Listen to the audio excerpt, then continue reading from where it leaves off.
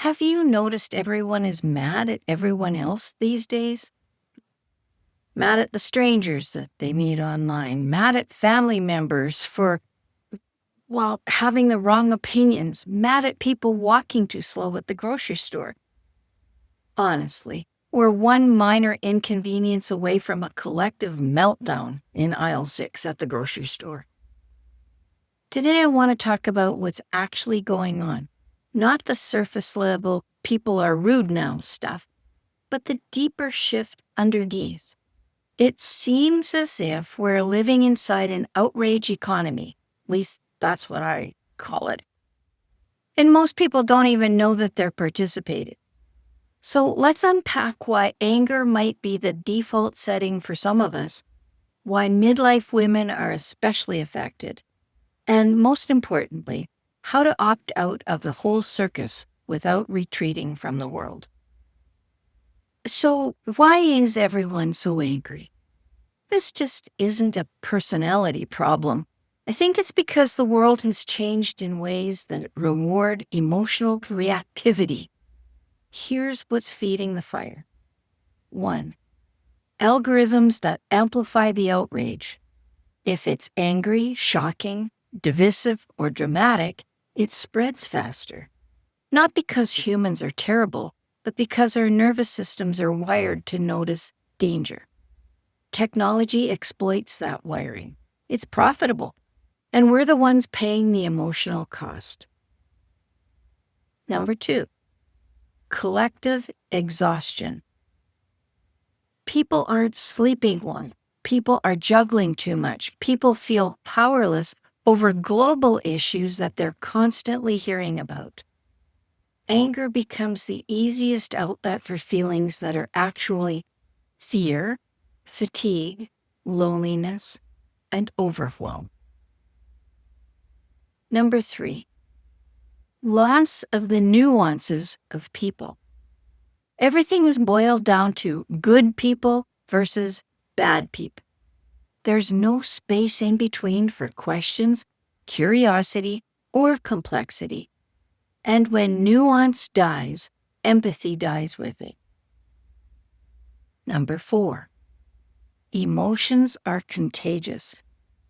We're absorbing everyone else's stress at work, online, in our homes.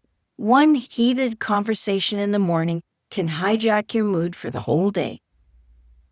Midlife women in particular often feel responsible for keeping the peace, which means we absorb more emotional shrapnel than most do.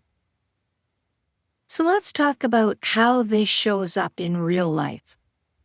It's subtle at first, and then suddenly it's everywhere. You find yourself bracing before opening your social media. You avoid certain people because you don't want to get dragged into their drama vortex. Ordinary hiccups feel like crises because your baseline stress is sky high. Conversations turn into debates instead of connections. And small annoyances hit harder than they should. And maybe the biggest sign of all, you're tired of your own reactions. Not because you're wrong, but because you're overloaded. What about the cost of living in such an outraged economy? Let's call it out. It's burning people out, it's hurting relationships, it's shrinking our capacity for compassion, it's narrowing our thinking, and it's making us feel unsafe, even when we are safe. Anger is not the enemy. Permanent activation is. We weren't designed to live in a non-stop emotional fire drill. So how do we opt out without checking out? You don't need to become a hermit, delete the internet, or move to a cabin in the woods, unless you want to, in which case I support you fully. But here's what opting out actually looks like. 1, practice emotional friction. What does that mean? Put a tiny pause between the stimulus and the response. Outrage thrives on instant reaction. Clarity needs a moment to breathe. Try this question. Is this my problem, or is it that I'm just close by? 2. Curate your inputs ruthlessly. You don't have to invite every opinion, every crisis, or every angry person into your mind. Think of it like food. If it makes you sick, stop eating it. 3. Choose depth over noise. Instead of 200 surface level updates, choose 3 people or sources that you trust. Real information calms the nervous system. Noise inflames it. 4.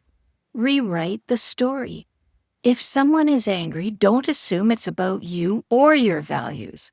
Most of the time, they're reacting from fear or fatigue, not the ideology. 5. Use boundaries like they're oxygen. I'm not available for this conversation right now.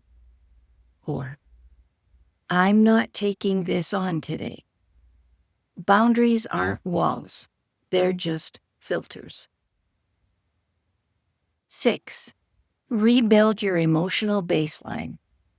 This is the secret sauce. When your system is calmer, fewer things trigger you. 6.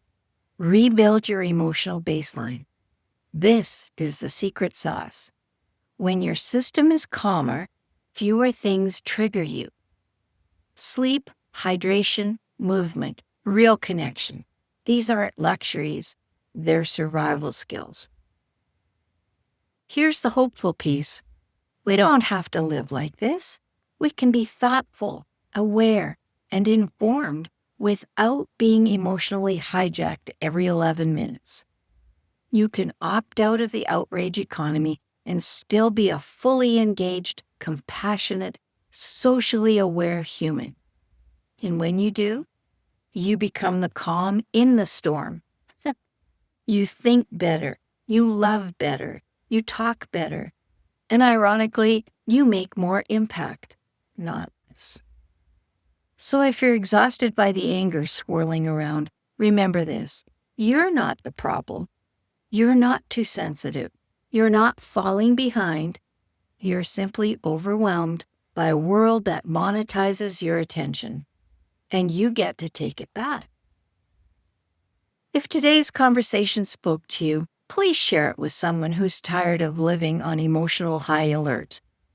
And for my crew members, we'll continue this in our private session, where we look at how anger becomes a mask for deeper emotions, and how to create a personal peace plan that doesn't avoid reality. So until next time, bye for now.